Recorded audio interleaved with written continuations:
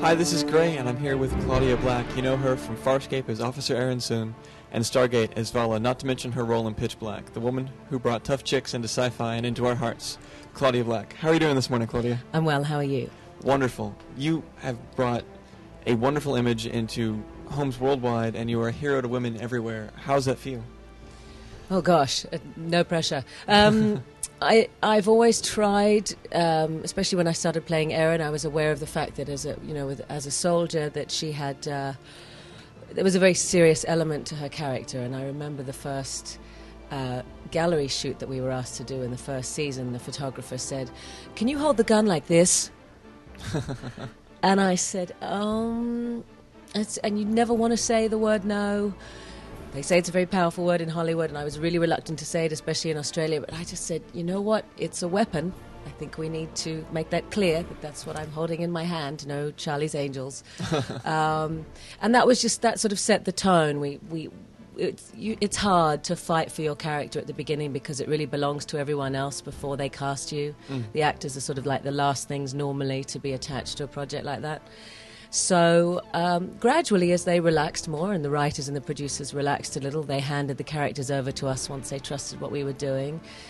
And it was those decisions every day about being aware of the fact that I was representing women in general, soldiers, even though she was an alien, whatever detail I could bring and whatever integrity I could bring.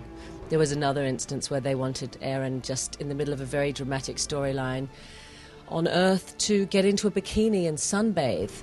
And I said, if you can explain to me why she would think this is a good idea to do in the middle of the Australian winter. No sunshine was going to be scheduled. No sunshine was predicted for all the days that we were shooting by the pool, and I just wondered what kind of message that was sending. And I said, you justify Erin in a bikini and I'll do it. And so in the next season, at the beginning, they put us on Bondi Beach. They had a fantasy sequence where Crichton was imagining living back on Earth in Australia. How convenient, because that's where we were shooting it. So that was handy that that's where his fantasy was set. And we did this whole sequence with the prosthetic. Erin was pregnant. He was imagining them being together and married and having a baby. And I said, all right, you've justified it. That's fine. So it was those sort of decisions that I made that hopefully make, give the character some integrity and me as an actor integrity as well. So you made a lot of decisions on the show. Like one of my favorites is in The Choice, and like what you called the Ophelia scene. One of the best lines was, if I shut my eyes tightly enough, you could be someone else. Yeah. You made a lot of improvisations. So how much of the character Aaron Soon came from you and your improvisations? It was a very collaborative effort on the set, and actors are generally not very keen to say, that's all my work, and I put a lot of... Everyone has to put their stamp as an actor onto the page and what they're doing, and we serve the writing, we're there to serve it, but it's not theatre, and the piece doesn't stay intact, and we don't replay that same piece every night, 6 times a week or 7 times a week. So everyone has to be prepared to go with the flow, and the improvisations never came from us saying necessarily, I want to do something different. It's about, this puppet doesn't look the way it was described in the script, so what are we going to do? So it was born out of necessity a lot of the time. But if the writers invited us to make some contributions, just as Justin Monjo did, who wrote The Choice, I had a wonderful time collaborating with him.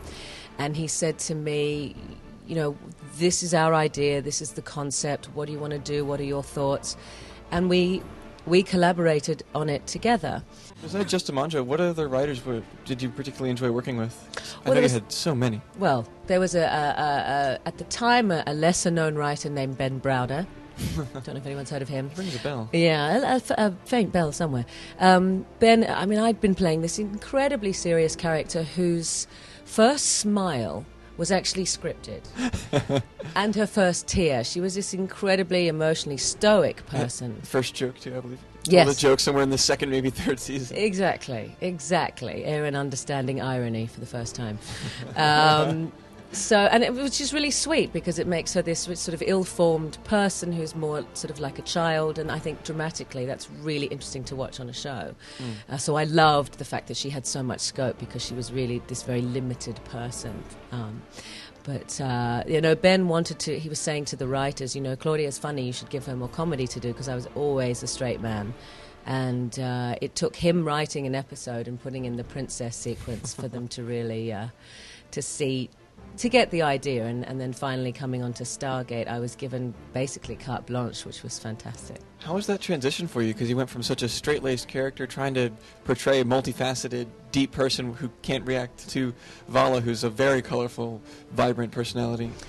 I think if you come from a theatre background, as a lot of actors in science fiction do, you have that inherent range and scope, and you're dying for the opportunity, very hungry for it to just test your chops and stretch your acting muscles. So for me, it was just this wonderful opportunity transitioning from Aaron to Vala to embrace the light. I went to the light, Carol Ann.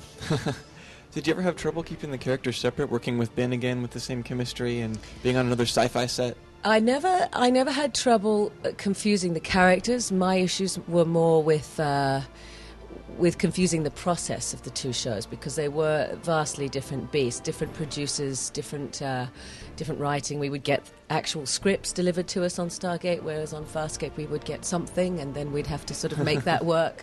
Some of the time, sometimes they were just. It's very hard to keep up with the schedule that FarScape was, because we weren't shooting.